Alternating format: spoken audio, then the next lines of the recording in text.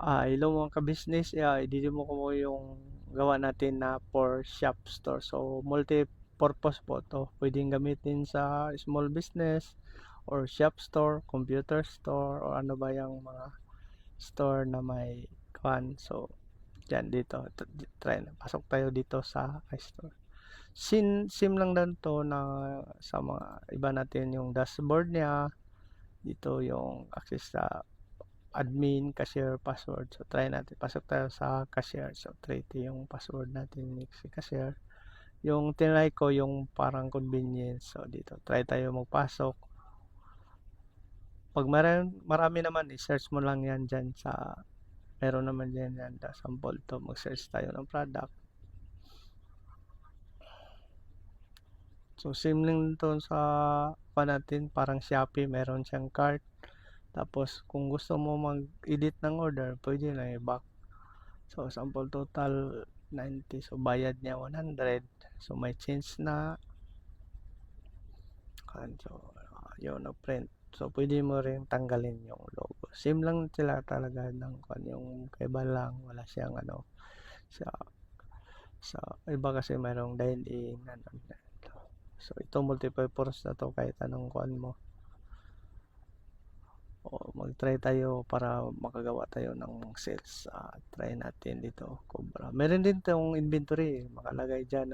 Yan, kung malaman mo kung ilang bang natira para hindi ka madaya ng bantay mo. So, dyan. Dito maganda to eh. Hindi ka madadaya ng mga siyempre. Yan, si manager password. So, pag wala kang password, hindi ka pa makapag-discount ng manager password. So, pwede rin yung edit mo 5% discount lang. Tapos, mayroon naman din at automatic yan. Yan 5%. So, mayroon naman tayong kuan dito. So, sandali pakita ko kung mayroong calculator yung kuan natin. So, pakita yung calculator natin. Ito, sample dito. So, order ka ng dalawang chippy. Dalawang kanso. Tapos, mag-out ka. Sample gusto mo ng discount na 6. So, meron naman siyang calculator. So, automatic. So, sample yung kuha natin. Order natin na 56. So, minus 6. So, gusto mo ng discount. So, pwede na mo na yung ikuhan. So, dadali na naman computer niyan. 6 divided by 56. So, meron siyang 10% discount. So, 10.1. So, yan na. Madali lang computin. So, pinakita ko lang paano gamitin yung kuha natin competition sa discount. So, yan. 5% yung discount niya. So, tuloy tayo sa demo natin. Okay. So, naka 5% discount yan. So, meron tayong calculator. So,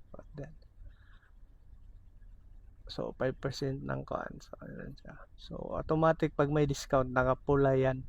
So, makita ng kuan sa detalye, sa details. Tapos, pag i-print yan, may nakalagay dyan na discount. So, makikita mo pag nag-discount yung kuan. Meron tayong filtering kasi sa mode of payment. So, tapos kuan niya, pasok tayo dito sa para makita natin yung kuan admin. Dito. Yan. Pwede natin i-edit yung price kahit malayo ka. Yung quantity diyan.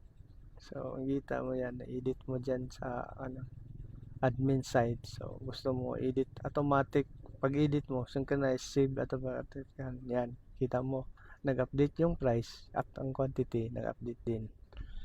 So, ito, maganda to kasi pwede din naman to gamitin online. Kaso lang, wala kang monitoring. Offline, pwede mo gamitin offline, wala kang monitoring.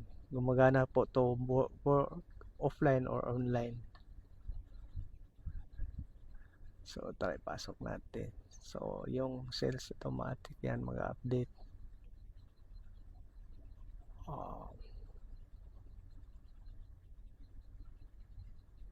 So, So, yung change niya, 44. So, print sales, entry. So, sa sales niya, nakalagay dyan. Automatic sa nasa baba yung may discount. Yung meron ng mga war number yan. Nakasort yan. So, yung cash, kita mo, tapos yung may discount, pwede mo yung i-print. Yan po. So, same lang siya. Maganda dito for multi-purpose na POS. So, ito lang po mga boss. Salamat.